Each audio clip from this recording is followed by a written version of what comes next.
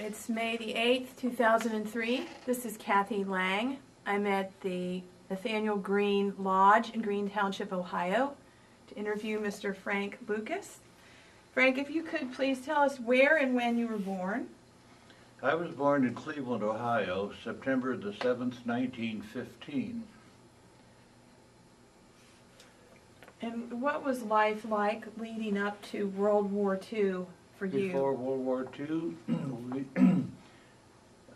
it was my experience to be growing up during a depression. And there are lots of stories to tell about the Depression that are hard to accept right now by others who didn't experience it. For example, I was in college during the Depression years, and I was majoring in chemistry.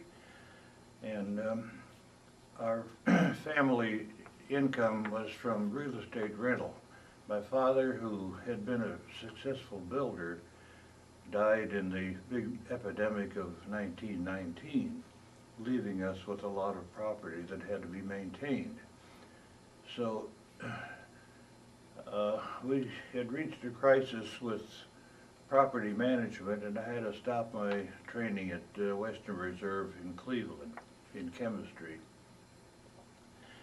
I was out for a while, and then I decided to go back to Kent. My interest had changed, and I was interested in photography, and photography was a course offered at Kent State.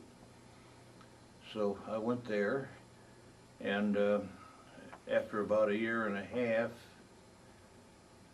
the summer of 1941, I took a summer job at the Ravenna Ordnance Plant, which is under construction at that time. And I got the magnanimous salary of $150 a month, which to me at that time sounded pretty good.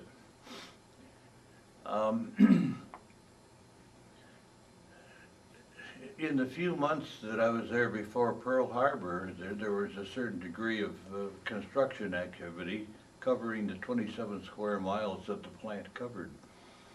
And the plant was an ordnance plant called the Ravenna Ordnance Plant, Ravenna being the nearest town to it. It was operated by the Atlas Powder Company, who was my employer. And I was in the public relations department and photography. So we did a lot of photo recording of the plant under construction, including aerial views from a blimp as we toured the vast area. There were times when they would tie open the door of the blimp, and I'd sit on the floor with my feet on either side and handheld a movie camera to stabilize it. Meanwhile, we were pitching and rolling, and I wasn't tied in. And the more I think of that, the more I squirm. Well, along in December the 7th, I was home in Cleveland for the weekend and heard some news about a place called Pearl Harbor. And so the next Monday morning, all rushed back to work to find that a complete change in the demeanor of the plant, the construction, everything was just gung-ho, full force ahead. And the plant had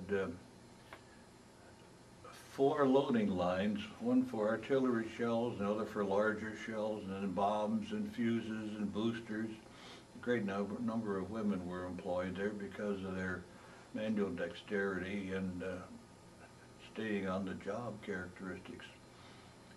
So I was with the Ravenna Ordnance Plant with Atlas Powder until I applied for a commission in the Navy in 1943-44, the winter of it. About whatever credentials I could offer the Navy at that time were that I was supervisor of public relations for Atlas Powder Company, and in the evening I was teaching photography classes at Kent State University, which is about 14 miles from the plant. I lived at the plant, being unmarried at the time. Then my wife and I were married in the middle of the war. We met at Kent, by the way, And we had we could not ask people to come to the wedding, which was in Kent, because of the strain it would place on their ration books for gasoline and so on. So our immediate families witnessed our wedding, and apparently it held because next month we will be married 60 years. An achievement, and it's been a very good trip. During the Depression years, I would take summer jobs, and for example, I would be painting ceilings in a building that we owned, and we paid the scale that was prevalent at the time, $2 an hour. No, it wasn't $2. We got $2 a day for painting. And we could get all the painters that we wanted for $2 a day. You could buy a pair of shoes, Tom McCann shoes, if you know the label, for I think $2.25. That's the day's pay. And after about 2 weeks, they, being half paper, took the shape of your foot and became not too useful. So it was a difficult trip all the way. Then you began to put apply rubber bottoms to your shoes to prolong the life of the shoes. Gasoline, I think at the time it cost about 15 cents a gallon.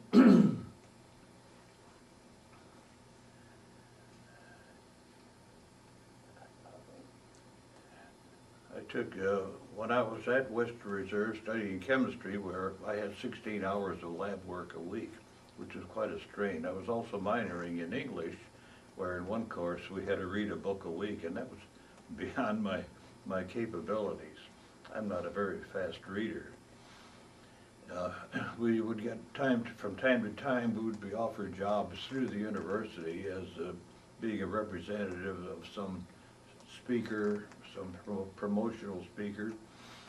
So having had a tuxedo for my high school years, and I went to Shaker Heights High School in Cleveland, graduated from there. Because I had a tuxedo, I could qualify for appearing on the stage with a man who said he was from New York, and he was introducing me as part of his New York staff, which is a surprise to somebody who knew me in the audience. So we were paid a certain amount of money for the 1 or 2 nights, and we were picking up jobs at the post office and so on, and I worked in department stores over Christmas holidays. I worked in the tie department, and learned a little bit about merchandising, and one woman flew in on the day before Christmas, and she said she wanted 16 of this one tie, and she wanted each package in a different box. And she worked in some office where she was giving all the men the same tie, but apparently in a different size. So I had to get permission to use shoe boxes and all kinds of tie boxes, handkerchiefs, clothing boxes. It was a wild thing, but I guess we did it, and I guess her Christmas Eve was successful. Anyhow, you picked up whatever job you could, and there weren't a whole lot of them. And whatever you picked up didn't pay a whole lot, but that was the case for everybody, so you did not feel put out by it. Now, can we stop for a bit? When I resumed my education at Kent State University, which was in 1940, I, at that time, met Helen Scott, who later became my wife. And the war clouds were gathering. We were watching with great interest what Britain was doing against the advances of Germany and the other countries, and we were well aware that we were supporting Britain as best we could without being totally in the war.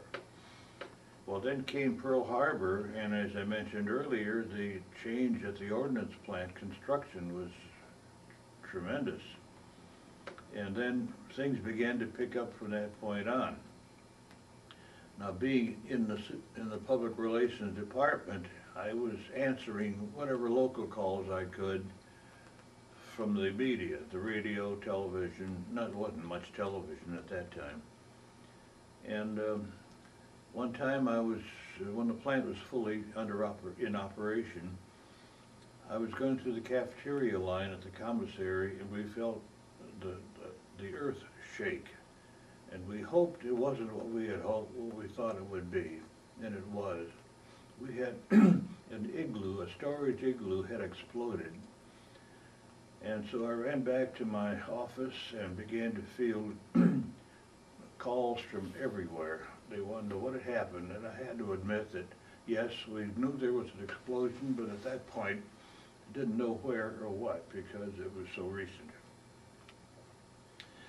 And once I discovered what it was, I could no longer take calls because that was turned over to the Army Public Relations, Army Ordnance. Now we, as Atlas Powder, were the contractors building the explosives, but the plant was operated for the Ordnance, Army Ordnance. We found out that an igloo, which is a concrete structure half submerged in the ground, containing a whole load of parachute bombs, had exploded. Nobody knew why. And all that was left then was a big hole in the ground, and the 4 men who were eating their lunch on the platform evaporated. That set forth a huge search party where they had about 40 men, officers, everybody, with a basket and sticks, and they were combing the area to see any bit of debris or body part they could find to put a stake in the ground. Well, they didn't find much, but I can tell you that huge chunks of concrete were blown a half a mile from there into the other parts of the plant. Tremendous explosion. Well, other than that, things proceeded rather normally at the ordnance plant, and I began to turn my thoughts towards getting into the service. So I applied to the Navy Department for a commission in early 1944, in January, and I submitted whatever information they needed. And apparently it worked because about 3 weeks later I received a commission as ensign, DVS, which is a deck volunteer sort of thing, and told after so many days, like 10 or 15 days, I was to report down to Florida, Hollywood, Florida, where the Navy had a officers indoctrination school. Well, we were housed in the Hollywood Beach Hotel, right on the sand, and I thought, boy, this Navy is all right. But there were 6 of us in a hotel room with 1 bathroom, and when why they got us up at 5:30 in the morning to do calisthenics, I'll never know, but it took enough time for 6 of us to get shaved and cleaned up and ready for inspection, then come down for breakfast. Breakfast was in this huge dining area, and when you entered the doorway, your hats came off immediately. Nobody ate with hats on as they do now, and I, to this day, I hate to see these young fellows sitting there eating with hats on. Not only that, but we had organ music playing for our entry, and I thought, geez, some more. Well, it got better. So after 2 months of that, we were taught different languages, like a floor is no longer a floor, but it's a deck, and a wall is a bulkhead, ceiling is an overhead, a ladder is a stairway is a ladder, drinking fountains a scuttlebutt, and so on and so on. And we learned basic navigation, we learned this, that, and so on, Navy ways. And then at the end of that time, we got orders. Each of us got orders, and we all looked to see where we were going to be sent. We were hoping to be sent right on out somewhere, or to some other intermediate station in the country. And the fellows would whoop it up, oh boy, I'm going to Guam, says one of them, and so on, so on. Well, I got my orders, and I thought, oh, why me? I'm going to Harvard. To a communication school where they taught codes and ciphers. Well, after a brief at-home stay, furlough, I suppose you'd call it. I had orders to go to Cambridge, Massachusetts, where I enrolled at Harvard University in the Navy conducted communications school.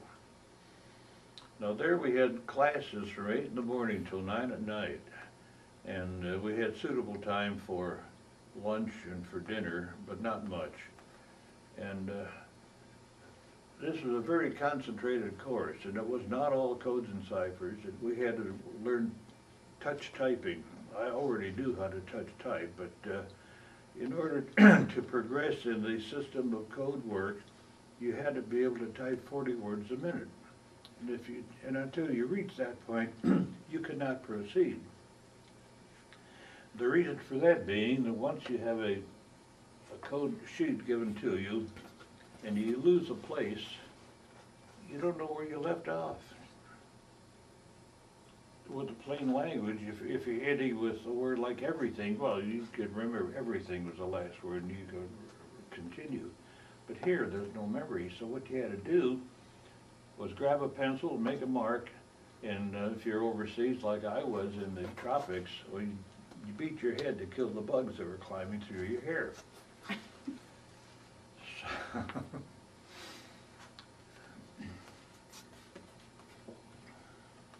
Well, we were taught to use an electronic ciphering machine, but I did just go back a moment here about typing. We had to touch type, and the reason it was valuable and necessary was that you could continue typing without having to look down and make a mark and to remember where you were.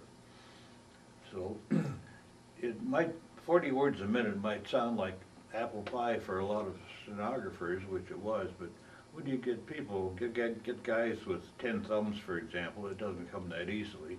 And when they are even training you on portable machines, you couldn't reach 40 words a minute on a portable, but we did.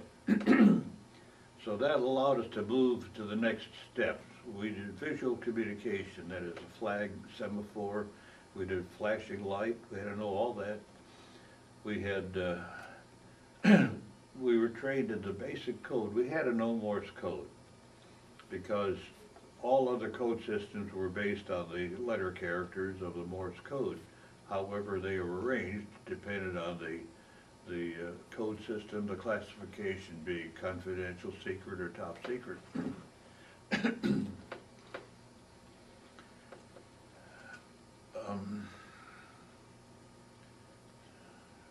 Where do we go from there? Oh yes. We had to learn that not only the Morse code, but we had to learn the basic code. We had to learn the aviation code. We had to use the submarine code. And the submarine code was a peculiar thing. Submarines were not allowed to carry the electronic ciphering machine because submarines were considered quite expendable, either through capture or submerging. So they used a different system called a strip code. And when the submarine surfaced at night to recharge their batteries, this is when they could run their diesel engines at night to recharge the batteries which drove the submarines. There were no nuclear submarines at that time. That was the only time that they were able to send out a message then. So the message came to our radio man. Again, he'd be sitting down with his earphones and typing whatever the message was, and he'd hand it to me, and I'd set it up. But we had a strip board where he had slide letters, and according to the way the code of the day was set up, you formed certain combinations. And it was a laborious work, and this happened during the night when you were tired anyhow. So that was another code system, and of course there was aircraft code. We even had one more code in which we were to have a little ciphering device strapped to our thighs as we landed on the invasion beaches, and we thought to ourselves, are they kidding? Are they send coded messages while you're invading? So we didn't put much stock in that. We never had to use it. In my case, we didn't. So how long was your training at Harvard? How long? How long were you at Harvard? At Harvard, oh, the communications course was 3.5 months. That's a long time. In that time, in that interim, my wife had graduated from Kent, and she drove out to Cambridge. She joined me, and she found a place to stay on Prescott Street in Cambridge. It was a one-room, one kitchen, you call it, and a shower stall, but it was a place to stay. So I had a room assigned to me in the Harvard Yard, which in the building it was called Matthews Hall. And there were 4 of us in the room I occupied. And of course that was a big old stone edifice right on Harvard Yard. And any free time I had, of course, would be the weekends. From noon on Saturday, we would be free. And Helen drove the car out there, and we would tour New England and so on, and had a pretty nice time under the circumstances. She got a job in the Harvard Library, and which suited her to a T.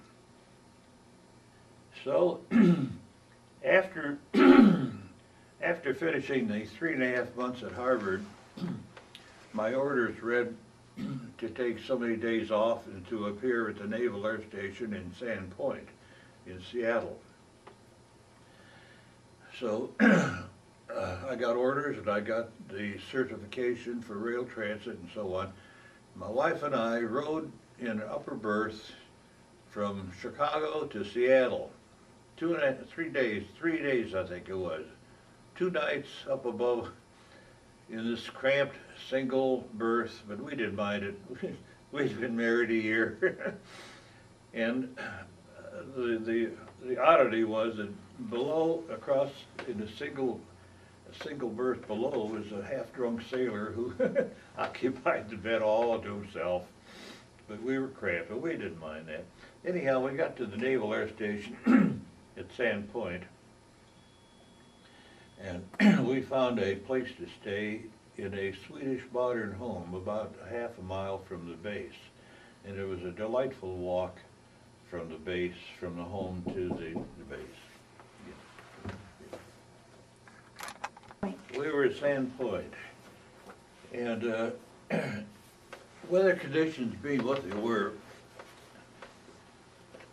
the airfield didn't clear of fog until about noon, so there wasn't a whole lot of flying done. They serviced the flying boats from the Alaskan area, would come down, and they'd do their servicing at that point, and so we participated in the code room work. This is where we got our practical experience, so we had somebody to guide us. We never did see Mount Rainier. We saw it on radar because of the weather conditions. We ate in the officers' lounge, or officers' quarters, the dining room, mess hall I suppose you call it. And we had these delightful lunches for 35 cents. You couldn't believe what you got. And again I say, boy, this Navy is all right. So then I got orders, that lasted only 6 weeks. And then I got orders to go down to a place I couldn't pronounce. It was called Port Hueneme, Hueneme.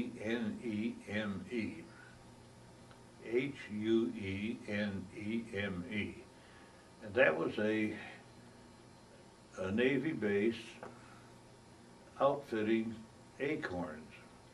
But the town nearest to the base was a place called Oxnard, which you may be more familiar with. Well, Helen and I took the train from Seattle down the coast, across the bay, and they dumped us out at Oxnard at 6 in the morning. We got off with our suitcases, and I asked, it was dark, I asked the station master if there was a cab to town. He said, "You're in town." So well, we proceeded to walk to the Navy base and noticed then that people were sleeping in automobiles, which is a bad sign. There was never enough housing for people in relatives, wives, and so on. So they had to find any kind of a place to to spend. Now, I had BOQ quarters, Bachelor Officers Quarters, so I was taken care of, but my wife, by great fortune, had an aunt living in Santa Monica, 45 miles down the coast, and that's where she wound up that day, and stayed with her then for a while. I was assigned to something called an acorn. An acorn is a group of about 700 officers and men which are trained in specialties probably. Their assignment is to take over a newly captured airstrip and convert it into an advanced naval air base and operate the same. Well, mine was Acorn 47, and our destination point was we didn't know it at the time, we weren't supposed to know that, but we found out, was Puerto Princesa, Palawan in the Philippine Islands, which is the westernmost Philippine island right above Borneo.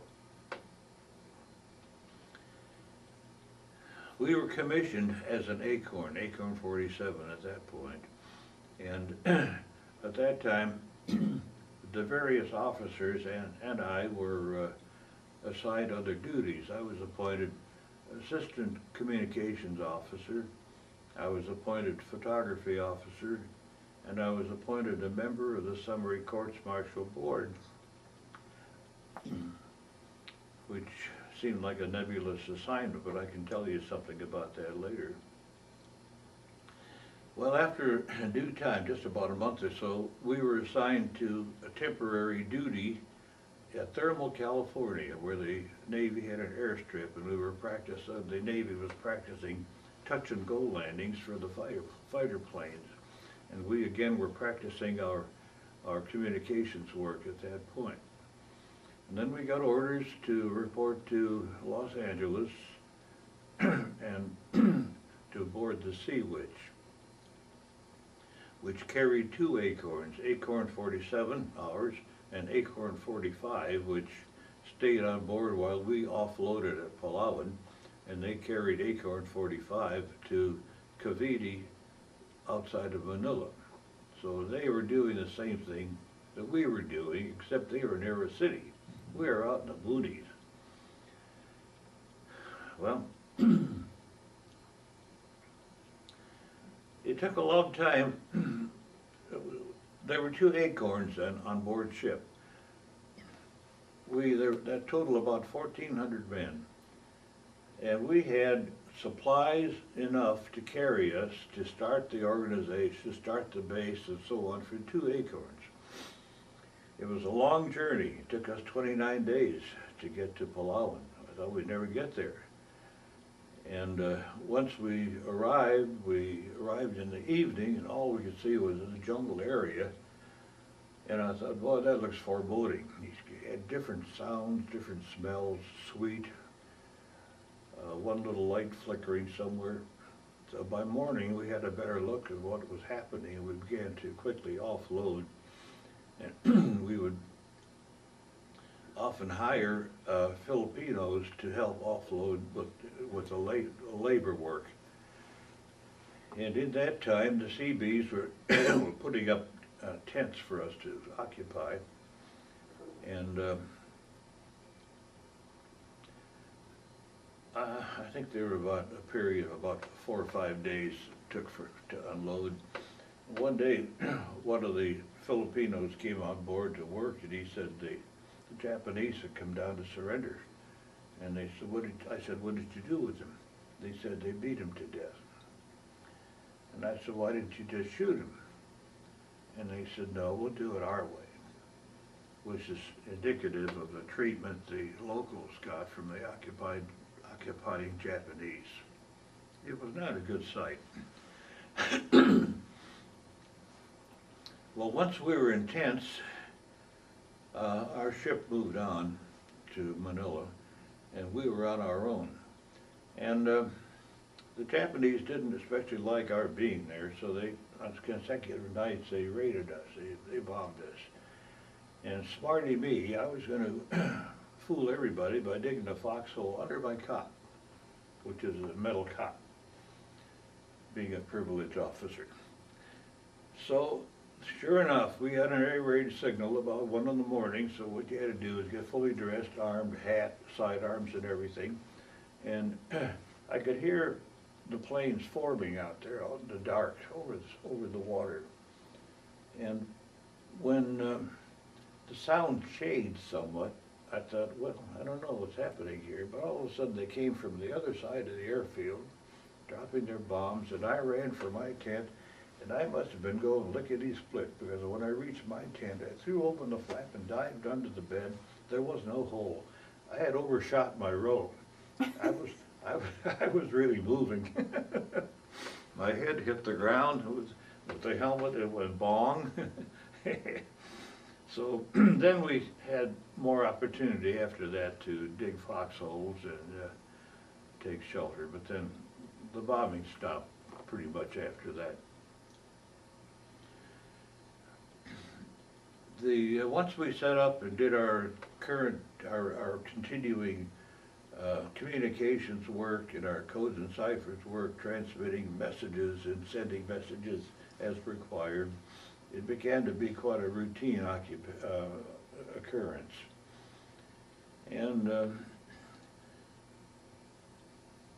at one point I was also given the collateral assignment. I was photo officer. I think I told you off the camera. That the commander of Fleet Air Wing 10, under which our Acorn base was based, the commander ordered my commanding officer to set up a photo processing laboratory as soon as he could, so that they could have air combat strike photographs on hand for ACI the following morning as air combat information. The commanding officer turned to me and he said, "Luke, can you do it?" And I said, "Yes, sir, I can."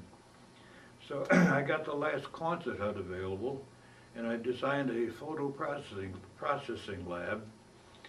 And while that was turned over to the Seabees for construction, our utility torpedo plane and pilot and I flew over to Samar, where the Navy had a large supply base, and we loaded the plane with all that we possibly could to equip a photo lab. Now we loaded that bomb bay, that torpedo bay is chock full of all kinds of equipment and supplies. Flew back to our island, which is about maybe 400 miles distant, and offloaded the plane.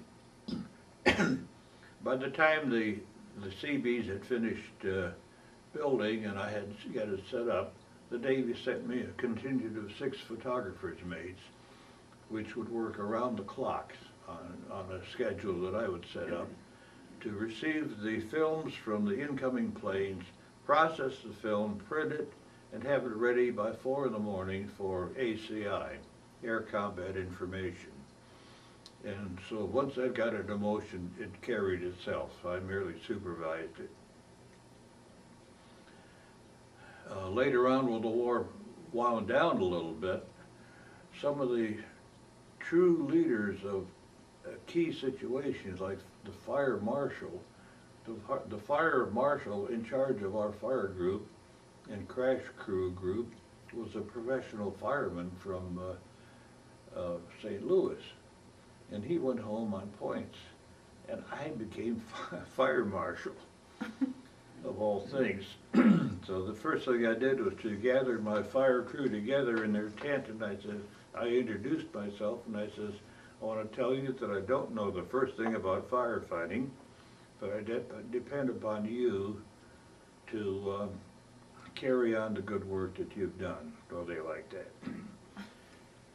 But they liked it a little too much, because I would get calls. They'd send a man in a Jeep over every time they had a fire. They wanted me to be on hand. And at 2 in the morning one time, I wasn't too keen about watching a parachute flare dump on fire. But I had to go. I had my own assignments. And then I also became what they call a first lieutenant. In the Navy, a first lieutenant is the name given to the officer who's in charge of housekeeping, maintenance, and so on, seeing that things are running. Well, that meant that I had a crew of about 25 Filipinos who would line up in the morning. They couldn't understand me and I couldn't understand them. But I had one man who could communicate between the two. And he wanted to know what the order for the day would be. And I said, well, we'll clean up the palm fronds and so on, put them over there and burn them. And when he relayed that, they looked at me and like to say, well, we did that yesterday. So yes, sir, you do it again today. So these are all collateral assignments. Do I have time?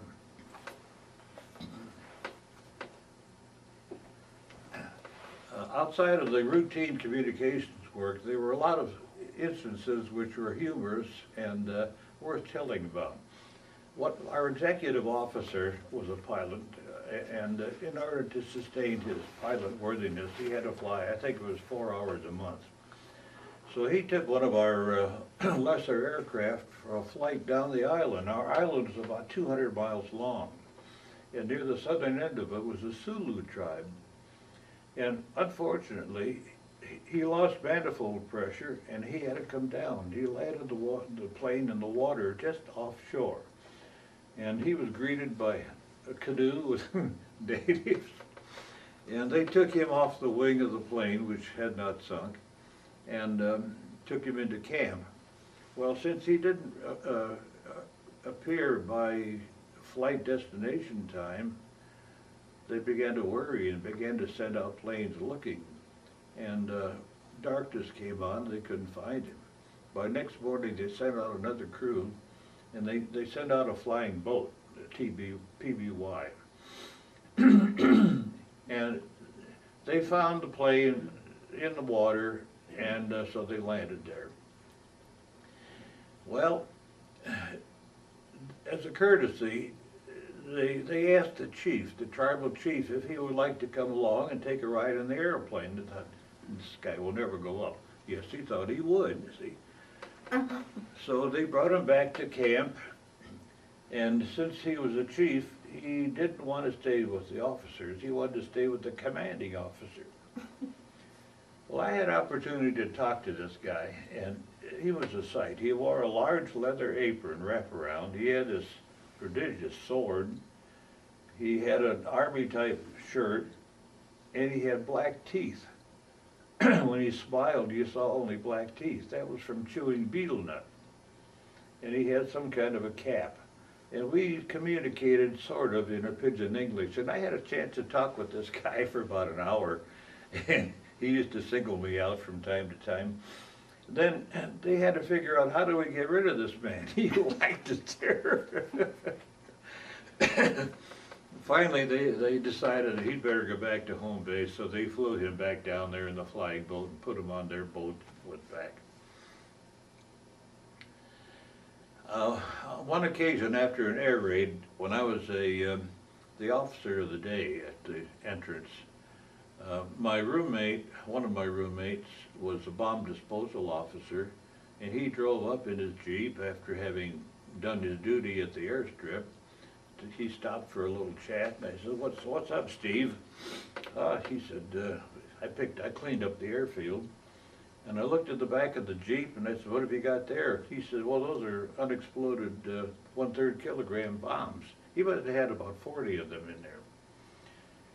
And I said, "Get the hell out of here with those, Steve." And he said, "They're all right. I took the fuses out." He said, "Do you want one?" I said, "Well, I took one, and I took it home with me to the States. And after having it in the attic for 40 years, I thought better of it. I said, let's get rid of it," which I did. Even the people back here who were capable of detonating a small bomb had never seen one like that, so they didn't do it. They threw it in the river, which I could have done, etc. No. I was in the Navy totally a little over 2 years, and about a year of that was overseas at the base that we established. There were tragic moments, of course, where we lost complete aircraft crashing on landing, fully loaded with aviation fuel and bombs, and so on. And those were sad moments.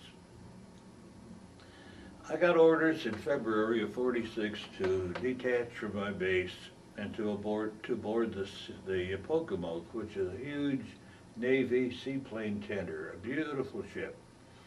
And I was one of 3 officer passengers, and I was assigned the quarters of the flight squadron's cabin, which is a beautiful room.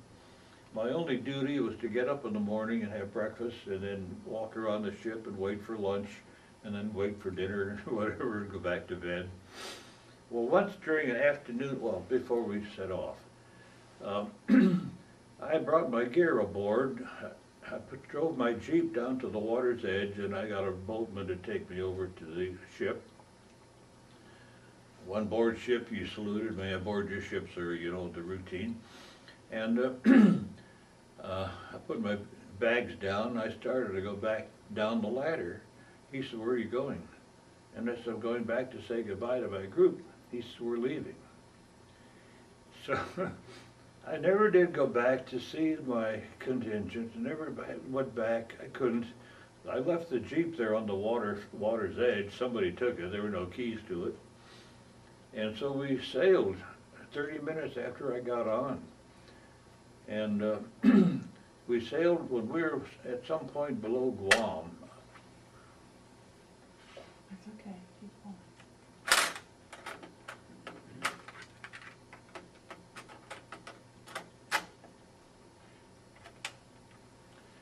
going. Leaving Palawan Island, we were sailing towards eastward toward home, and at a point somewhere below Guam, I had wakened from my afternoon nap. That was tough duty. And I got on board to discover everybody was scurrying around the ship. They were just frantic.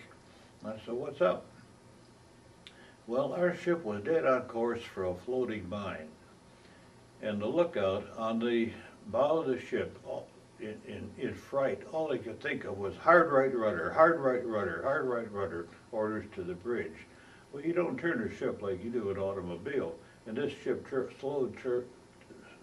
slowly, and that mine just slithered past. Now, we had 100,000 gallons of aviation gasoline on board, 70 torpedoes, all kinds of ordnance, and everybody was throwing all this stuff over the side that they could lift.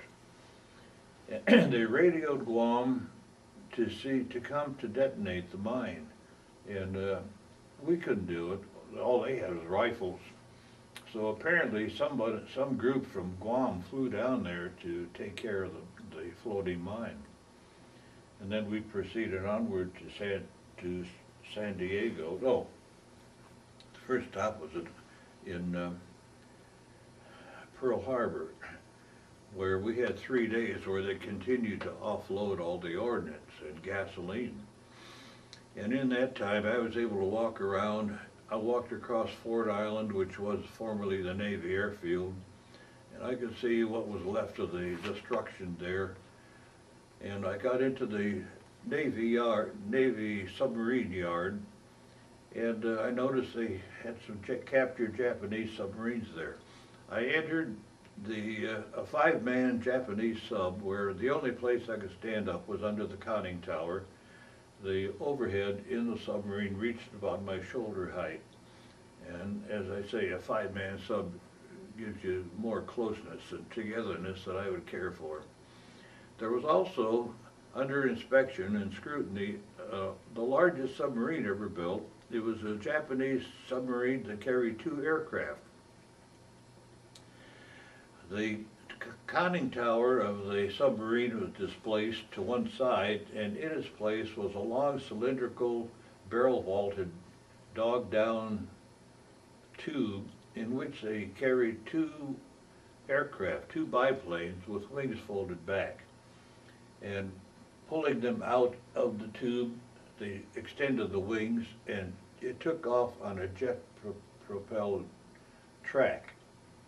And we were told that they had planned to blow up a lock in the Panama Canal, but we were too sure about that. And I doubt if those planes, and being biplanes, could carry much of a load anyhow. They would be shot down before long. But it was a curiosity that nobody when I got home, had ever heard about until an aviation writer at the Cincinnati Enquirer had a little article about a supposed submarine that carried airplanes. I happened to meet this man in front of the Enquirer building one day, and I said, I was on that sub. Oh boy, he was really enthused. So we talked for about 30 minutes about that submarine. He said, you're the first person I talked to that heard about it. And I later looked in a library book on warcraft, and it did show a picture of a Japanese submarine that carried airplanes.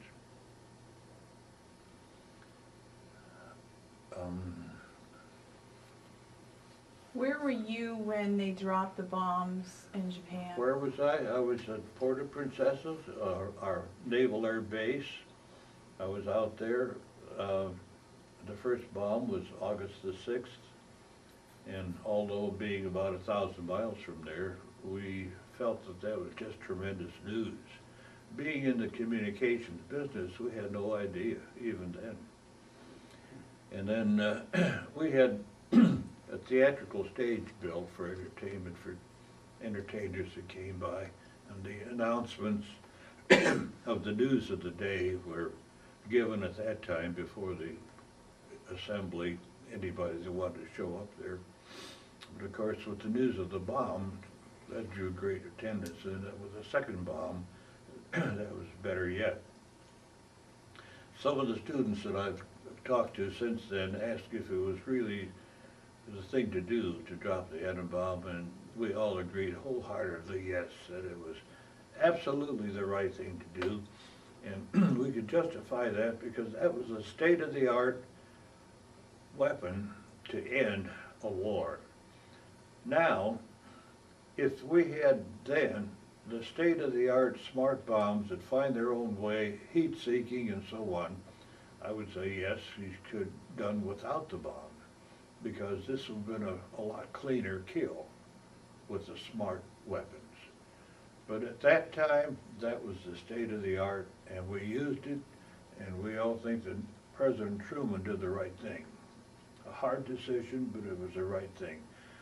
Especially since we were scheduled in November to be in on the invasion force of Honshu, which is the main Japanese island. The casualty lists projected there were tremendous, far greater than what the bombs did in their work to both sides. It would have been larger than the D-Day landings in Normandy on that scale. The Japanese were well prepared for it, and with a great fanaticism that they exhibited, it would have been a mess. So, What did you think about the Japanese as an enemy? well, they were very determined. They were a very determined group, and I personally did not meet one, but I can tell you something, a little incident about that. They fought until they were killed. They just didn't give up. Now, the island that I was on was invaded by the Army, and 2,000 Japanese were driven up into the mountain. And they were pretty much cut off because the Army had circled them. They had prevented them from coming down, and their supplies were cut off. And then the Air Force saturation bombed them. That's when there was an occasional drifter that would come down to give up. And he didn't meet with very good fate, except in this one instance. A friend of mine, who later became a friend of mine, was on the same island that I was. And he was in the Army. He was sitting in his pup tent one day, and the flap opened, and this shabbily dressed creature stood there, and Jim thought it was one of the Filipinos who comes to pick up the laundry. They do your laundry and get it back the same day. The officers had laundry done for them. So Jim looked at him, and he said, "Nothing today."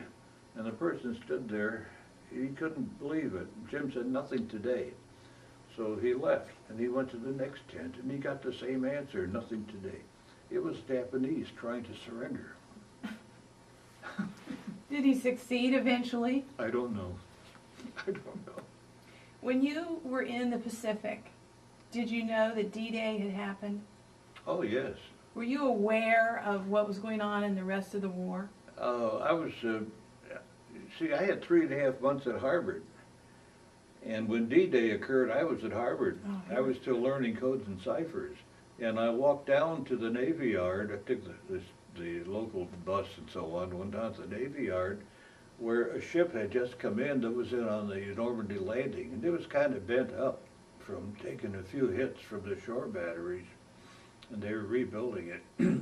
Yes, we were well aware of it. In all those years from the time of Pearl Harbor, at the beginning, the Americans were really struggling. Oh, We didn't have a big army. We didn't have a lot of airplanes. We had to really catch up. right. Were you ever worried that we might not win? No. No, I don't think we ever felt that. We were so determined. We knew we had a lot of industry behind us. What we worried about was the quality of our leaders in the military and the Navy and so on. They were new at this too.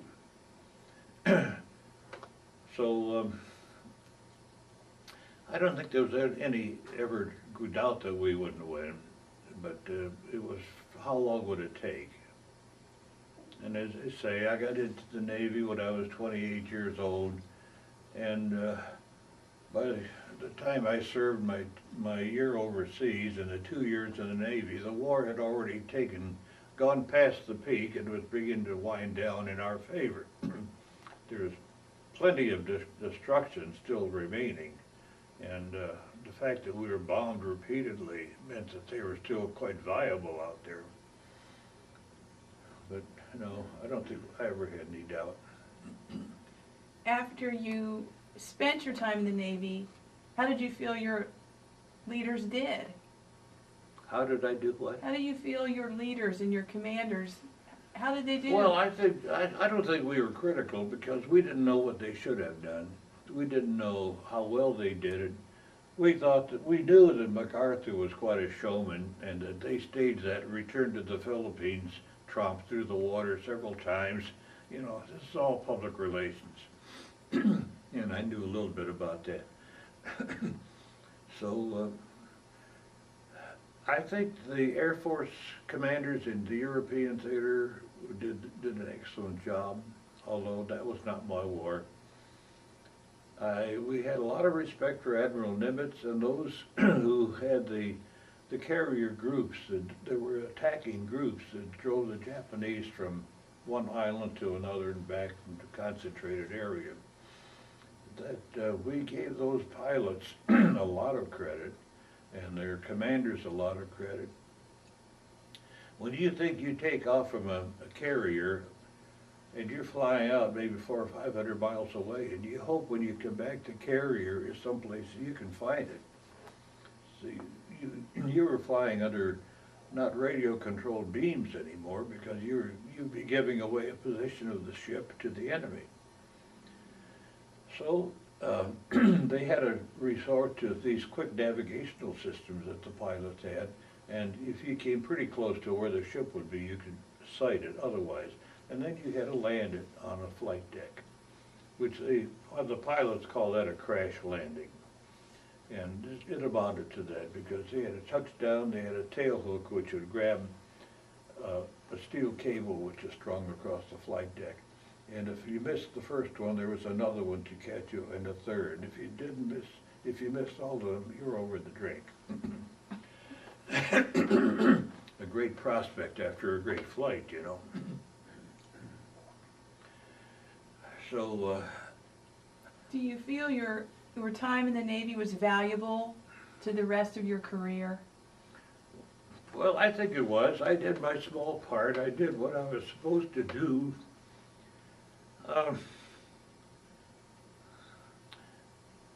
It was not a glamorous sort of adventure, but I think I did it well.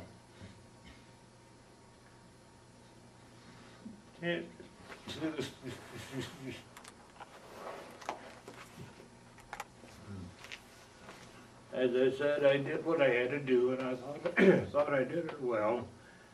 And the yeoman who typed out my final orders, you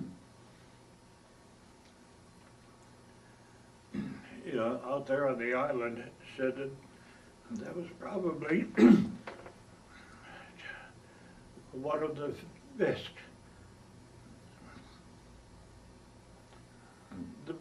fitness reports he had done. Forgive me. Well, that must have been something you were very proud of. I was. We thank you for your service to our country. Well, you're welcome. It was a great adventure, and I'm most fortunate to have lived through it and did what I had to do. And my heart goes out to those who didn't make it. Well, we thank them for their service also.